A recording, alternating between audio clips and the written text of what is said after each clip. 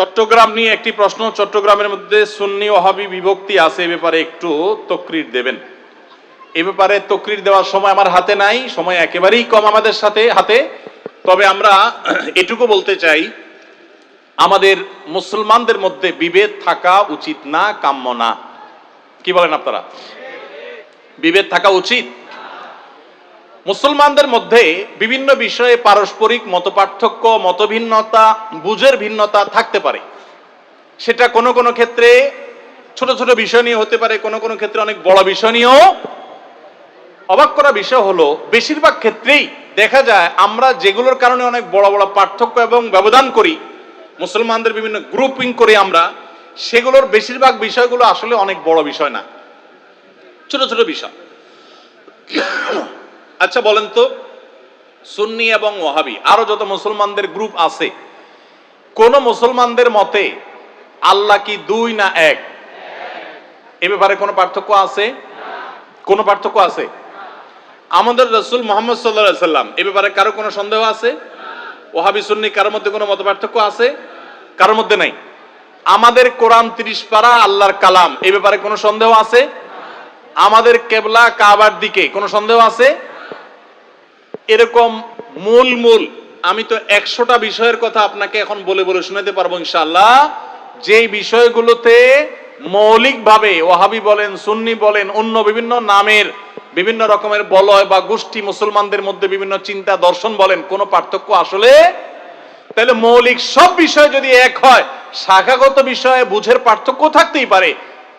এই থাকাটা অস্বাভাবিক না, থাকতে পারে। কিন্তু সেটার কারণে আমরা অনেক সময় দেখা যায় যে আল্লাহ এবং তার রাসূলের দুশমন কাটটা কাফেরের প্রতি সে বিদ্বেষ নাই, যতটা বিদ্বেষ হলো এই গ্রুপ ভিত্তিক প্রতিপক্ষের প্রতি।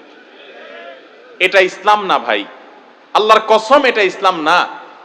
আমি বিভিন্ন সময় খুব ভয় পাই যখন কথা বলি, যে আমার কথার কারণে মুসলমানদের হতে পারে, মানুষ হিসেবে আমারও ভুল হয়, আল্লাহ আমাকে মাফ করুন, যেন ভুল না হয় সেজন্য আমি চেষ্টা করি। আপনারাও দোয়া করবেন যে আমার কথার কারণে, আমার কোনো আচরণের কারণে, আমার কোনো লেখার কারণে মুসলমানদের মধ্যে কোনো দ্বন্দ্ব যেন, দূরত্ব যেন না বাড়ে, এই চেষ্টাটা আমি সবসময় করি।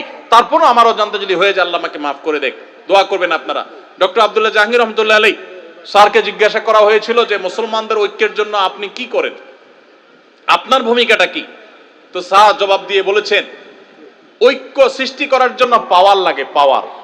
অর্ডার দিব যে কাহিনী করলে, ঝামেলা করলে, অনৈক্য তৈরি করলে তাকে শাসন করা হবে। স্যার বলতেন যে আমি দুর্বল মানুষ, আমার হাতে এত ক্ষমতা নেই যে মুসলমানদের বিভিন্ন বিবাদমান গোষ্ঠীগুলোকে আমি এক করে ফেলবো, এত শক্তি আমার হাতে নাই। তবে একটা জিনিস আমার কাছে আছে বাবা, সেটা হলো আমি সবাইকে এক করে ফেলার মতো এত ক্ষমতা আমার না থাকলেও আমি চেষ্টা করি যে মুসলমানদের নিজেদের মধ্যে বিভিন্ন রকমের যে বিবাদ আছে সেগুলো যেন আর না বাড়ে, সেই চেষ্টাটা আমি আব্দুল্লাহ জাহাঙ্গীর করি। মানে আগুন লাগছে যে মুসলমানদের ঘরে, সে আগুনের মধ্যে যেন ঘি আর না ঢালা হয়, সেই চেষ্টাটা আমি করি। তো স্যারের এই কথার অনুসরণটা আমি করার চেষ্টা করি। অর্থাৎ সাধারণত কারোর নাম ধরে, কোনো গোষ্ঠী নাম ধরে কারোর সমালোচনা, বিষোদ্গার মাহফিলে, মিডিয়াতে, টিভি চ্যানেলে, অন্য কোথাও সাধারণত না করার চেষ্টা করি। এরপর যদি কখনো হয়ে যায়, বুঝবেন ওইটা আমার মিস্টেক, বুঝবেন মানুষ হবে ওইটা আমার ভুল, এবং সেই জন্য আমি অনুতপ্ত। আমি কখনো এগুলো চাই না ভাই। আবারও বলছি, আদর্শিক ভিন্নতা থাকবে, আপনাকে আমি আদর্শে কম্প্রোমাইজ করতে বলি না। আপনার ঈমান, আপনার আকীদা, আপনার মানহাজ, আপনার চিন্তাধারা, এটার উপর আপনি অটল অবিচল থাকেন, কিন্তু কোন অবস্থাতে মুসলমানদের মধ্যে বিভেদের প্রাচীর তৈরি করবেন না। আল্লাহর ওয়াস্তে নতুন করে বিভেদের প্রাচীর আর তৈরি করবেন না। সমস্ত কুফুর অপশক্তি আজ একাট্টা হয়ে গেছে, শুধু আমরাই বিভক্ত। আমাদের এখন বিভক্তি দূর করে একেবারে গলাগলি করে কাছে আসি হতে হবে, আমি এমনটা বলছি না। আপনি আপনারটা করেন, উনি ওনারটা করুক, মতপার্থক্য আপন জায়গায় থাকুক, কিন্তু দিন শেষে মনে রাখেন উনিও আপনার কেবলাকে কেবলা মনে করেন, উনি আপনার রাসূলকে রাসূল মনে করেন, উনি আপনার আল্লাহকে আল্লাহ মনে করেন, উনি আপনার কোরআনকে কোরআন মনে করেন, উনি আপনার হাদিসকে হাদিস মনে করেন। আপনি 5 ওয়াক্ত নামাজ ফরজ মনে করেন, উনি 6 ওয়াক্ত মনে করে না, 4 ওয়াক্ত মনে করে না, উনিও 5 ওয়াক্ত নামাজকে ফরজ মনে করে। উনি ইসলামের 5 রকমের কথা বলে, আপনিও 5টার কথা বলেন। মৌলিক সব বিষয় আপনার সাথে তার মিল আছে, কিছু বিষয়ে যে অমিল আছে, পার্থক্যের জায়গা আছে, আপনি সুন্দরভাবে যৌক্তিকভাবে প্রমাণ দিয়ে, দলিল দিয়ে, যুক্তি দিয়ে, আপনার কথা দিয়ে, অনুপম আদর্শ দিয়ে, আপনার হিকমা দিয়ে, আপনার প্রজ্ঞা দিয়ে, আপনার জ্ঞান দিয়ে আপনি আপনার ভাইকে, যিনি ভুল পথে আছেন বলে আপনার মনে হয়, আপনি তাকে বোঝাবার চেষ্টা করেন।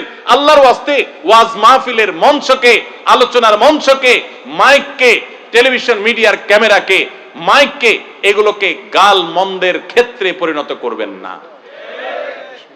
আপনারা যারা সাধারণ মানুষ আছেন, আপনাদেরকে আমরা বলবো যে সর্বস্তরের সাধারণ ভাই বোনেরা, আপনারা আল্লাহর ওয়াস্তে হুজুরদের কেউ যদি এরকম দলাদলি এবং গ্রুপ করাকরি করে, ডিভাইড এবং আপনার এই জাতীয় পার্থক্য তৈরি করে, গ্রুপিং করে, বাড়াবাড়ি করে, আল্লাহর ওয়াস্তে এই কাজটাতে হুজুরের সহযোগিতা করবেন না।